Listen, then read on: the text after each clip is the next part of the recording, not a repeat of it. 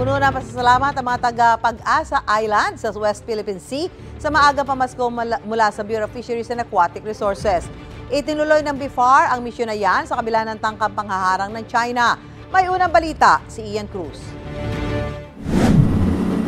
Philippine military aircraft, Charlie 208. You are endangering the security of the Chinese Reef. Over. Ang radio challenge na yan ng China habang palapit ng Pag-asa Island sa West Philippine Sea, hindi inalintana ng eroplano ng Bureau of Fisheries and Aquatic Resources. May mahalagang misyon kasi sila ang maghatid ng pamaskong regalo sa mga residente ng Pag-asa. May bag, school supplies, laruan at pagkain para sa mahigit 100 estudyante. Ang paghahatid ng regalo ng BIFAR ngayong magpapasko sa mga taga-Pag-asa Island at mga nakatalaga rito, pagpapakita raw ng pagpapahalaga ng ahensya sa mga nakatira rito, lalong-lalo na sa mga kabataan na siyang magiging future ng islang ito. Ilang supplies, instructional materials at gamit sa sports naman ang hatid sa kanilang paaralan.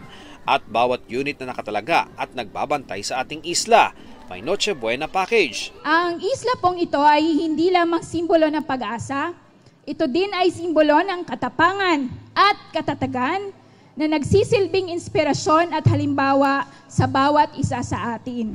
Labis ang pasasalamat ng Island Coordinator ng Pag-asa sa hatid na regalo, lalo't napakalayo raw nila sa mainland at malabo ang makapamili ng pang-aginaldo. May hiling naman daw ang ilang residente ngayong Pasko.